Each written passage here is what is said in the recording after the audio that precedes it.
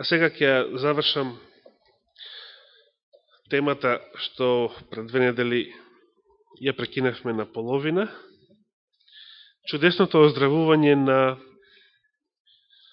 јудејскиот цар Езекија, зашто ни зборува втората книга на царевите, 20 глава. Значи, кога Езекија со солзи и со голема доза на само сожалување побарал Господ да ја смени својата одлука, својот план и да му го продолжи животот, бил вослишен. Денес ќе научиме зошто бил вослишен. И малку ќе се позанимаваме со тоа,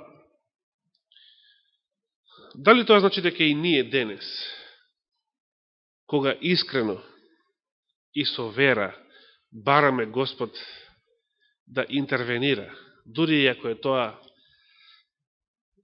различно од неговиот план, од неговата волја, дека секогаш ќе може да сметаме да бидеме вослишени. Пророкот му доаѓа на царот и му вели: среди го својот дом. Значи, среди се што е потребно да се случи после твојата смрт, затоа што ти ќе умреш. Од оваа болест нема да оздравиш. Зошто царот, кој што бил верен цар, еден од ретко верните цареви на Јудеја во тоа време, примил една ваква морбидна порага? Семохниот Господ, кој што воскреснува мртви, што тоа веќе го докажал преку делата на пророкот Елисеј и Илија предходно, и што исцелил незнабожечки генерал и еден куп други ситуации од Стариот Завет, сега доаѓа и на еден верен јудејски цар, кој што, како што вели самата Библија, не бил толку верен ниту еден јудејски цар после Давида, како што беше верен на Господа царот Езекија.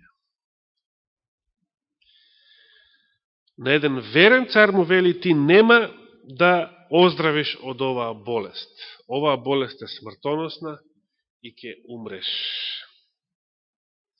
Интересно е, ако болеста била толку опасна, а ние прочитавме дека се работил за некој чир во првиот дел од 20 глава, тогаш како било толку лесно да се исцели со облоги од смокви, како што Исаија рекол да се направи. Се работи, се разбира, за Господовата сила,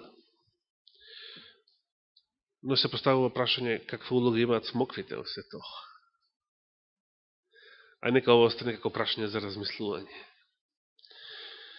Дали смоквите имаат некаква исцелителна моќ?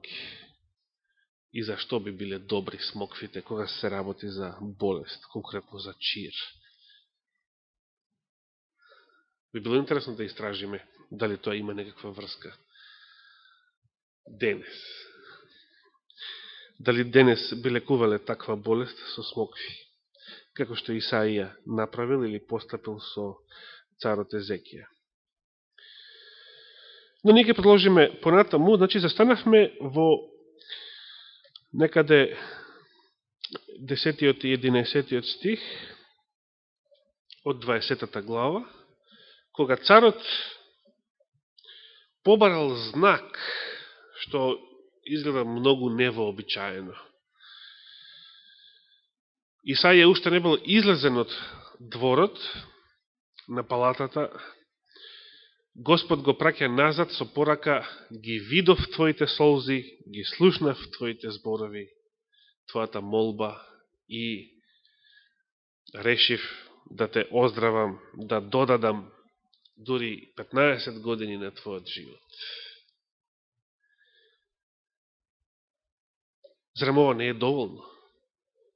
Истиот пророк кој што претходно дошол да навести смрт, зарем не е доволно, особено кога ги спомена солзите, и сите детали околу приватната молитва на царот.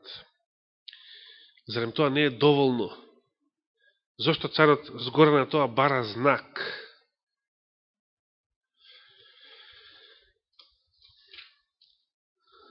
Царот Езекија не бил првиот кој што побарал знак од Господа за нешто што самиот Господ рекол дека ќе се случи.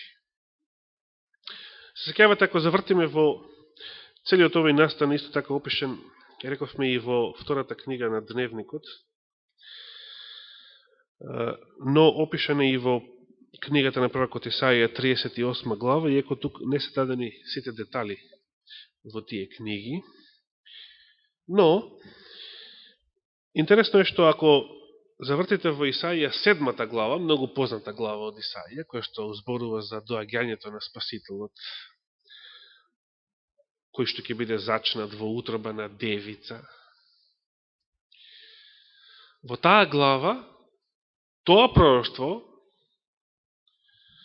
за таквото зачнување надприродно му било дадено како знак на еден предходен јудејски цар, кој што исто така не верувал на Господовите зборови. На царот Ахаз.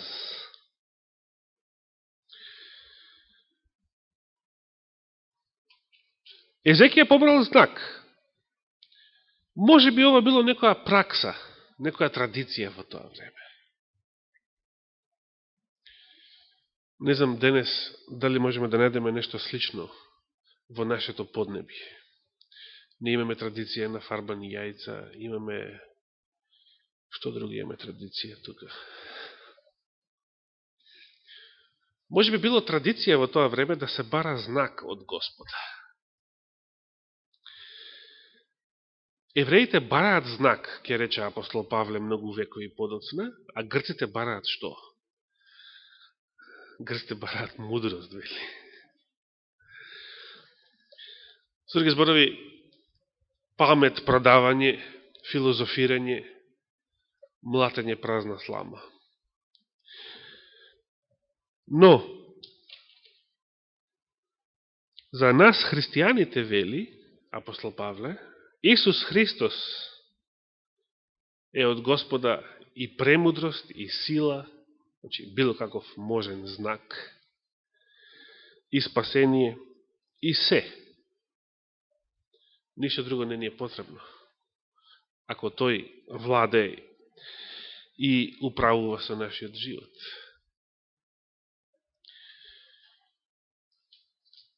Кога самиот Христос бил на земјата, евреите често барале знак.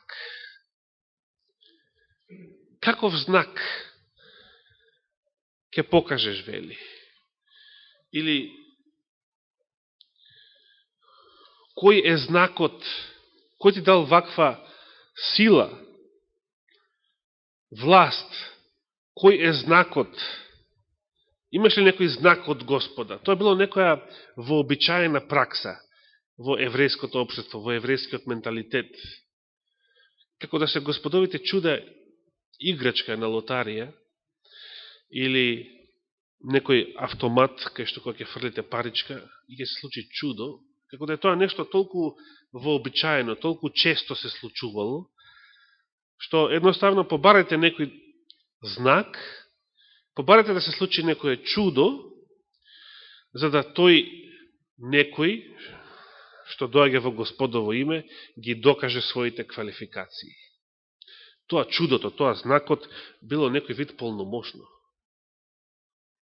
Евреите така размислувале. Затоа апостол Павле вели дека тие бараат знак, додека грците бараат мудрост.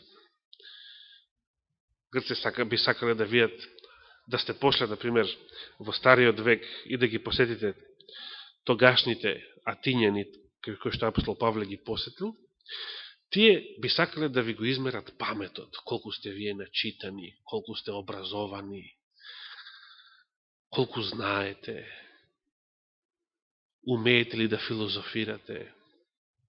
Ако не сте од сето тоа, ако не го задоволувате нивниот стандард, со презир ќе ве отфрлат. И денес има такви луѓе, нели?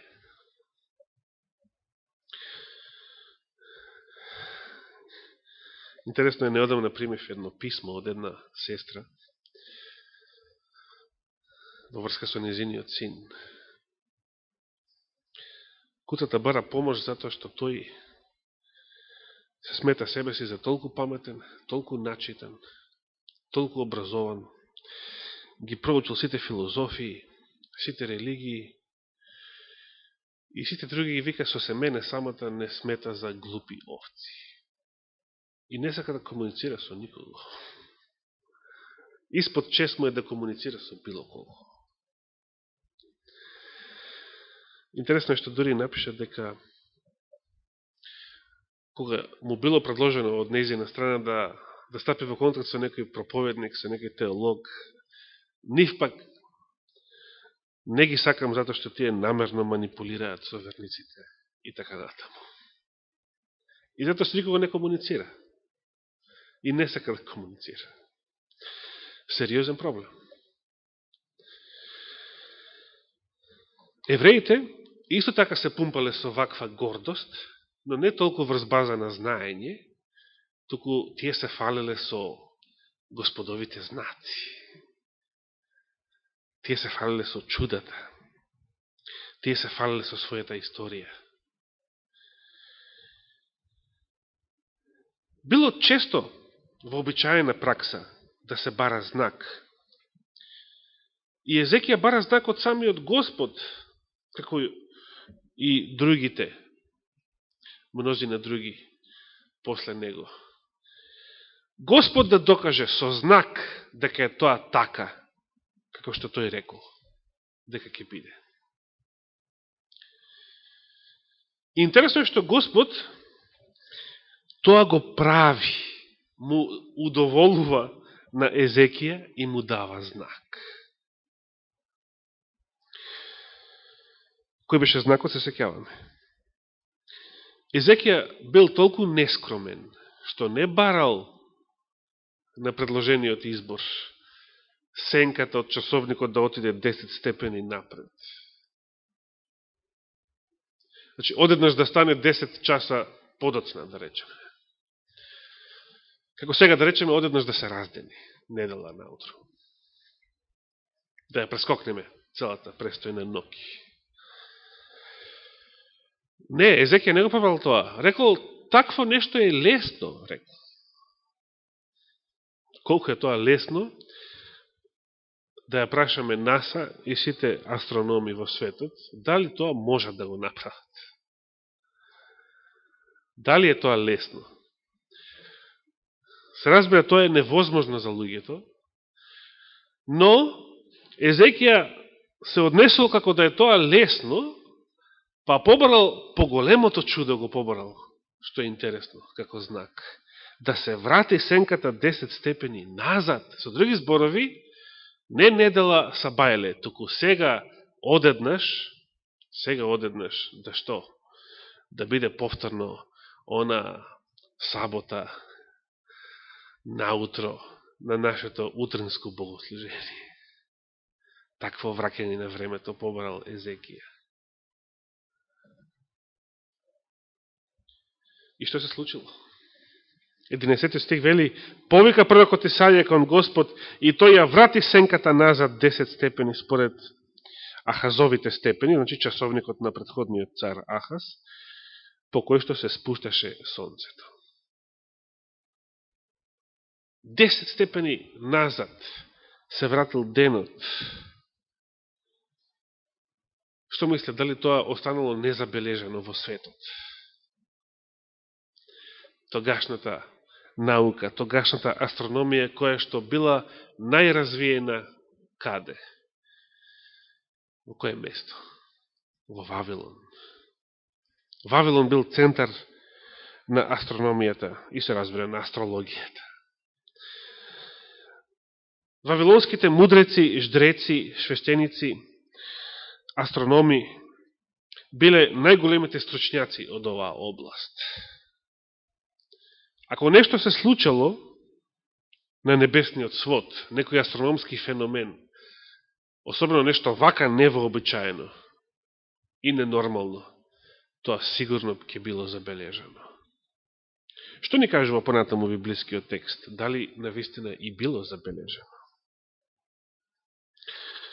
Во тоа време, 12 стих вели, Вавилонскиот цар Меродах Баладан, син на Баладан од Вавилон, му испрати писмо и подароци на Езекија, зашто беше чул дека Езекија бил болен.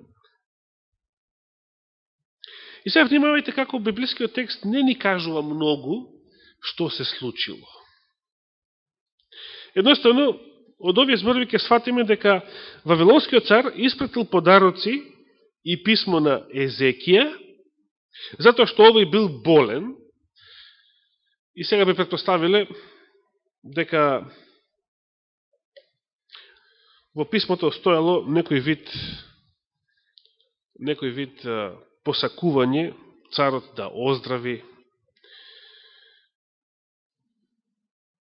затоа што веднаш потоа 13 стих зборува како Езекија, откако ги слушна пратениците, им ги покажа резниците своји, среброто и златото, сите мириси, скапоцени масла, целиот свој склад со оружје, се што се наоѓаше во резниците негови, и не остана ништо што не им го покажа Езекија во домот свој и во целото свое владение. Едноставно, тука не се кажува многу што навистина се случило. Ако го прочитате целиот овој настан во книгата Пророци и цареви, таму ќе видите што се случило подетално во врска со овој настан. Имено, таму се вели дека вавилонските астрономи ја забележале оваа необична појава. Враќањето на сонцето 10 степени назад. И дури научиле која била причината на овој сензационален феномен. Научиле дека сето тоа го направил Господ заради оздравување на јудејскиот цар. Значи, израелскиот Бог го направил тоа како знак за да оздрави јудејскиот цар. Таква порака, таков извештај добил вавилонскиот цар од своите доушници. И во писмото кое што го испратил се кажува што стои таму во книгата на Елена Пророци и цареви. Замислите, вавилонскиот цар во писмото пишува дека му испраќа честитки на јудејскиот цар Езекија за неговото оздравување. Честитки за еден ваков сензационален настан. И ги испратил, се разбира, сите овие своји амбасадори, за да се распрашаат за деталите на овој настан и да дознаат нешто повеќе за израелскиот Бог, за оној кој што може да направи вакви чуда. Тоа било навистина феноменално.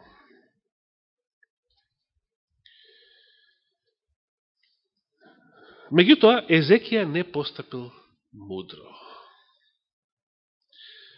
Иако добил прилика да им сведочи на овие незнабожци,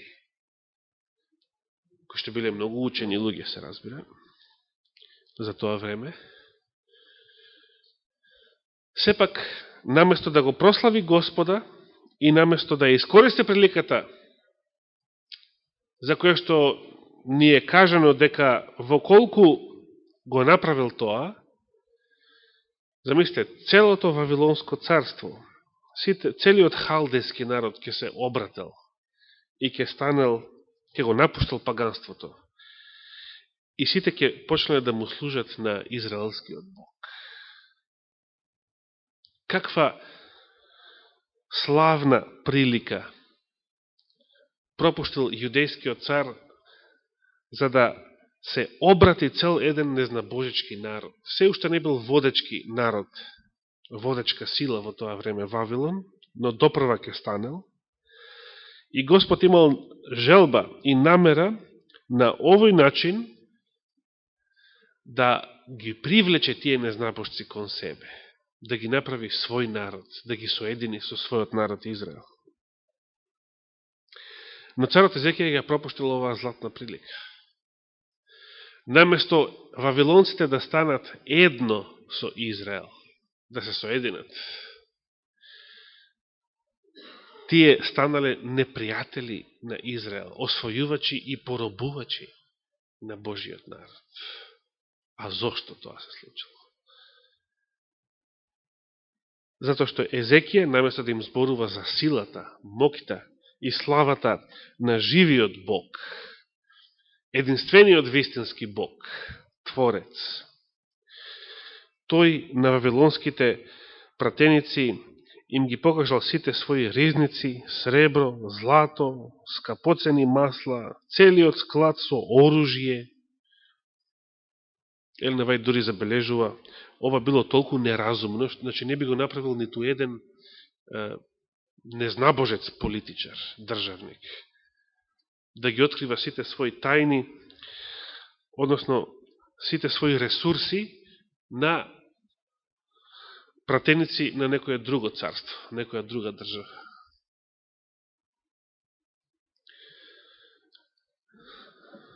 Елена Вајд ни кажува во Пророци и цареви дека Езекија го направил сето тоа затоа што се возгордеал. Неговото срце било исполнето со гордост.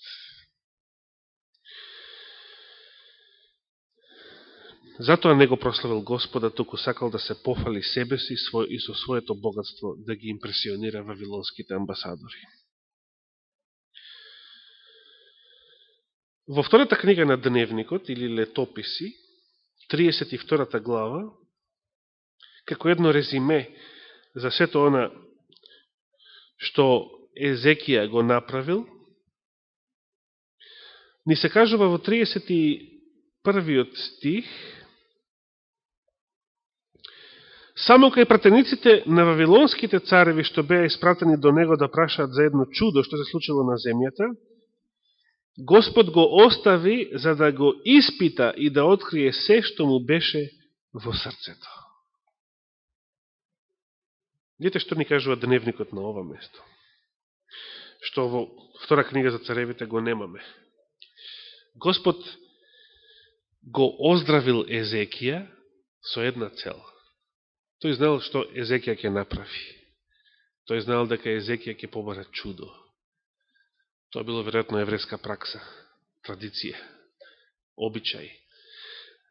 Тој знаел дека во срцето на Езекија не е се на место, дека таму се крие и гордост, и желба за самовозвишување. И Господ сакал да му покаже, да го испита Езекија, да види што има во неговото срце. Често пати ова е единствениот начин да се запознаеме себе си. Единствен начин да разбереме што се има во нашето срце е да поминеме низ некакво искушение, некаков испит, некаква проба или тест. Инаку поинаку не би го разбрале тоа. Господа дојде да ни каже на човечки јазик: во твоето срце има гордост или ова или она, ние би можеле искрено да речеме: не е точно како, не сум ја таков. Ние може и искрено така да мислиме, дека немаме таков проблем. И само некој испит или искушение од нашиот живот ќе ни покаже дека постои таков проблем. Интересно е што Исаија одново го посетил царот и го укорил со зборовите: еве ќе дојдат дни и се што е во твојот дом и што го собрале твоите предци до денес ќе биде однесено во Вавилон, ништо нема да остане, затоа што ти сето тоа го изрекламира на вавилонските пратеници. Дори некои од твоите синови кои ќе произлезат од тебе, што ќе ги родиш, ќе бидат одведени и ќе бидат слуги во дворецот на вавилонскиот цар. Езекија му рече на Исаија: добро е словото Господово што ти го изрече, и предложи само нека има мир и правда во моите дни. И навистина, заради ова покаяние на Езекија, Господ не дозволил, додека е он жив, тие 15 години, да се случи оваа вавилонска инвазија, но таа се случила подоцна во времето на царот на Вуходоносор, кога синови и потомци на Езекија седеле на Јудиниот престол. Можеме ли да одговориме на прашањето зошто Господ го продолжил животот на овој цар? Зошто, како да се предомислил, и му додал 15 години, откако првпат рекол дека ќе умре?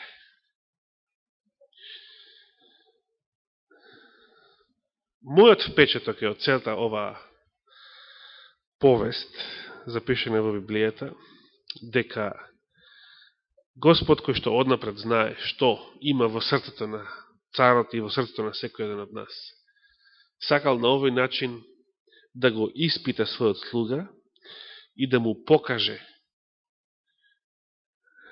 каков проблем постои тогаш, кога нештата се случуваат според нашата волја, а не според Господовата. Затоа, денес, ако се соочиме со било каков проблем и искушение, дали е тоа смртоносна болест или било што друго, единствено што треба да правиме, значи не е да бидеме пасивни сега и да не опфати некој фатализам, па што, биде нека биде, што можеме да направиме. Не, Божјата реч не охрабрува ако треба и да бараме во молитва, ако треба да бараме да се смени, дури да се смени и Божјата намера. Ние треба да бидеме активни. Но, секогаш, како и Господ во Гециманија, секогаш, во секоја молитва, во секоја активност, да велиме, но не мојата, туку Твојата волја да биде. Имаше едно место во Духот на пророштво, каде се вели дека Господ сака, понекогаш и ќе направи да вослиши некоја наша молитва, ќе направи нешто што не би го направил, ако не сме го молеле. Значи, Господ не сака да бидеме пасивни. Да бидеме мртви и да се препуштиме на судбината, како што веруваат мнозина. Но, од друга страна, и било што правиме, и што се обидуваме, и што сметаме дека треба да го направиме, да внимаваме и да се молиме да биде според неговата волја. Затоа што искуството на царот Езекија покажува дека кога нешто се случуваат според нашата волја, колку тоа да изгледа правилно и исправно во нашите очи, може да не одведе, ако не нас, или нашите потомци, или останатите околу нас, да не однесе во голема трагедија, во голема пропаст.